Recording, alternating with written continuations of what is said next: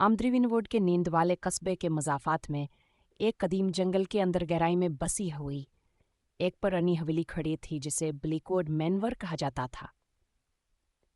कई दहाइयों से लावारसी यह हवेली लातादाद मकामी अफसानों का मौजूद थी। हर एक आखिरी से ज़्यादा ठंडा था। कुछ लोगों ने कहा कासे एक दल शिकस्त हैदलहन के भूत ने सताया था, जबकि दूसरों ने छुपे हुए कमरों और तुविलखुए हुए खजानों के बारे में सरगोशी की। खजां की आयकर कराशाम कलारा नामिया एक मुच्चस नौजवान मोर खरीवी नोड पहुंचा। ब्लिकवुड मैनवर की कहानियों से मुतासर होकर इसने हवेली को तलाश करने और उसके राजों से पर्दा हटाने का फैसला किया। एक टार्च, एक की मरहावर एक नोटबुक से लेस कलारा पूरे चांद की हल्की रोशनी से रहनुमाई करते हुए जंगल में दाखिल हुई। जैसे ही वह हवेली के करीब पहुंची, हुआ सर्द होती गई और साए उसके इर्द गिर्द खौफनाक और कस करते दिखाई दे रहे थे। ब्लिकवुड मैनवर का अजीमालशाना गवाड़ा उसके सामने आ गया। अस्किया एक बार रियासत शिकला बबोसीद और ज़्यादा बढ़ी हुई IVQ जैसे ख़राब हो गई है। एक कहर आसान से लेकर कलारा ने लकड़ी के भारी दरवाजे को धकेल दिया जो वाहतजा जान कर रहा था और अंदर कदम रखा।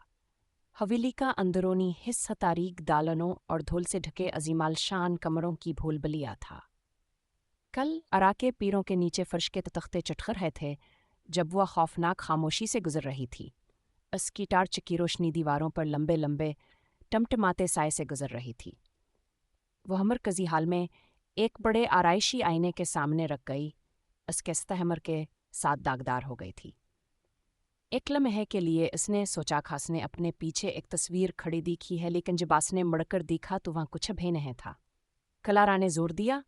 इस कातजसा से हवेली के दिल की गहराइयों में ले गया। इसने कदीम किताबों से भरिया एक अजीमालशान लाइब्रेरी दरियाफ्त की। इनके सफ़हात टूट फूट का शिकार और वक़्त के साथ पेले हो गए।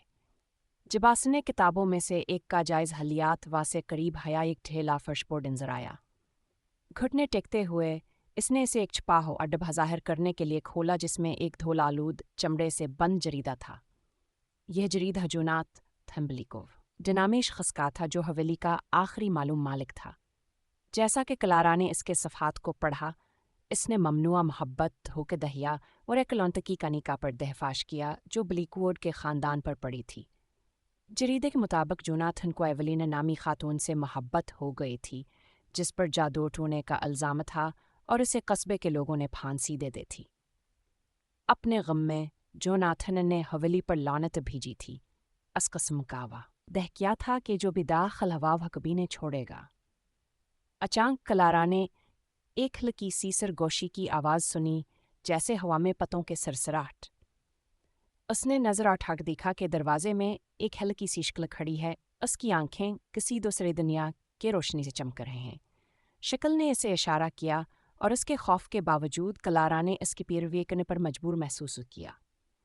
वह शख्सियता से एक छपे हुए रास्ते से हवेली के अंदर राय कख्फी कमरे में ले गई।